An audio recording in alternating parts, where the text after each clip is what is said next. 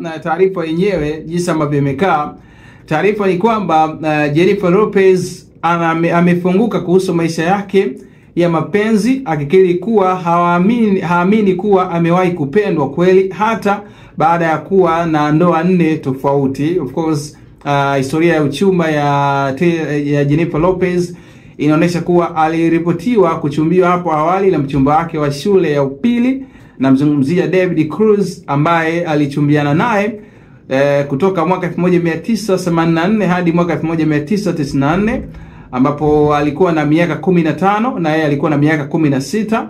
Lakini pia aliolewa na Ojan Noah kutoka mwaka 1997 hadi mwaka 1998. Lakini pia akaja kukutana na Diddy kuanzia mwaka 1999 hadi mwaka 2000. Akaja pia akaolewa na Chris Judy kutoka mwaka 2001 hadi mwaka 2003. Lakini pia akaja kukutana na akachumbiwa na Ben Affleck kutoka mwaka 2004, kutoka mwaka 2000 hadi mwaka 2004.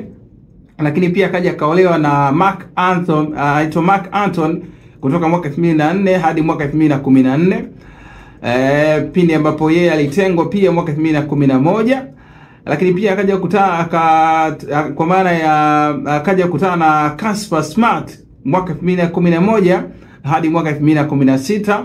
Akaja akachumbiwa na Alex Rodriguez kutoka mwaka 2019 mpaka mwaka 2021. Kwa maana ya tarehe tangu mwaka 2017 pia aliolewa na Ben Affleck kutoka mwaka 2022 hadi mwaka 2024, iliyoundwa tena mnamo mwaka 2021. Kwa hiyo hii nimekutajia hiyo miaka kwa maana alikuwa anaenda mbele na kurudi nyuma kutokana na yeye amekuwa na mahusiano ya hapa na pale.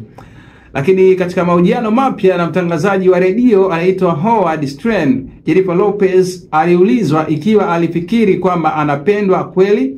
Nyota huyo mwenye nyota nyingi alishusha pumzi ndefu na kuegemeza kichwa chake kwenye ncha za vidole vya mkono wake wa kulia huku akijibu hapana.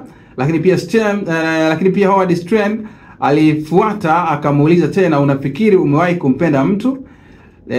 Jennifer Lopez pia haraka akajibu ndio. Lakini pia Howard Stern alifuata tena akaulizia nini kinatokea wakati hawezi kurudisha upendo huo. Jennifer Lopez pia alijibu kwamba nilichojifunza sio kwamba sipendi, ni kwamba hawana uwezo, hawana imani ndani yao, lakini pia wanahitaji kufahamu mtu mdogo ndani yao, wanahitaji kuwapenda. So hiyo ni kauli ambayo ameitoa Jennifer Lopez kwenye mahojiano ambayo ameyafanya. So ni Jennifer Lopez kwenye interview ambayo ameifanya na imeenda viral sana kutokana na ushawishi ambao yuko nao. Lakini ndo maisha kwenye mahusiano hayo, lazima ujifunze ili ujue unakosea wapi na unapatia wapi.